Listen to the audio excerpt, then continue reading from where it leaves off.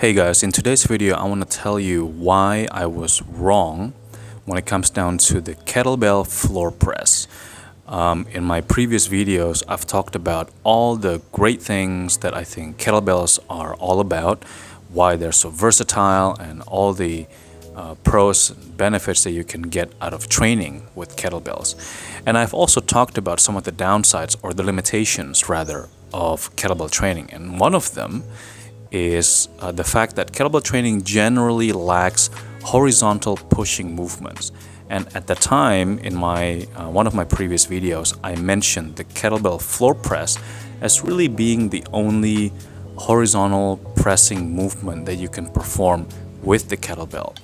And then I said that it's basically a subpar movement. I'd much rather just do, bench press, whether with the barbells or dumbbells, and the kettlebell floor press is really an excuse for kettlebell practitioners to say, here's an exercise that can build your chest. And I basically went on to say it's really not a legitimate exercise. Well, in this video I want to tell you why I was wrong and how I found tremendous benefit and usage out of the kettlebell floor press.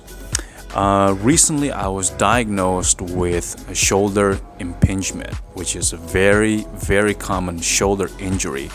And I got the injury when I was boxing. Basically, I was hitting the heavy bag a little bit too hard. Maybe my technique was a little bit off with the left hook. So when I hit the heavy bag, it just felt like my shoulder was about to come off my torso, essentially. There was this kind of sharp pain, very momentarily, And then from that point on, I just felt loss of power and weakness on certain range of motions and also on certain positions of my shoulder in relation to my body. So I went to get it checked out, and then, they told me that I have shoulder impingement. They told me not to do anything with the shoulders, not to work it out, not to put any load, try not to aggravate it any further. And I did rest it for like about a week or two. But it's really annoying not being able to do any pressing movements, especially kettlebell training involves so much of overhead vertical pressing movements, right? So I still wanted to be able to train some kind of a pressing movement exercise, movement pattern. And I found the kettlebell floor press is amazing to continue training not only your shoulders, but just general pressing movement, because it limits the how far back your elbow can go, right? So if you've ever had a shoulder injury or shoulder impingement like what I'm going through right now, it's difficult for you to bring your elbow past a certain point beyond, and then your shoulder starts to hurt. But with the fact that the floor press allows your elbow to essentially be limited to how low it can go, it really helps to protect the shoulder joint, right? Now, obviously, this is not limited to just kettlebells, right?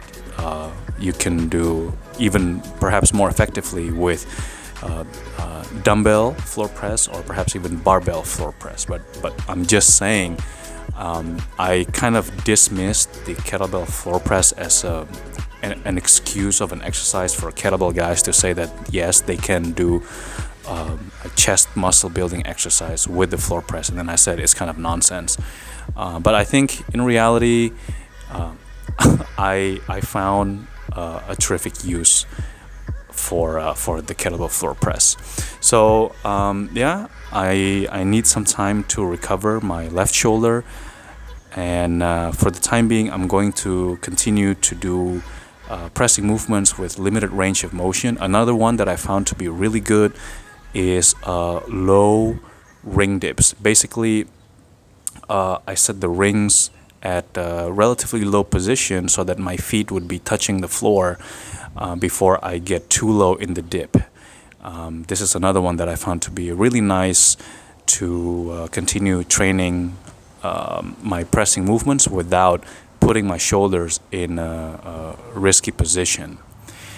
So yeah, that's it for the video today. I just wanted to share my thoughts and experience with you. If you've had shoulder impingement and if you were able to recover faster, or any kind of experience that you can share, please leave some comment in the comment section below.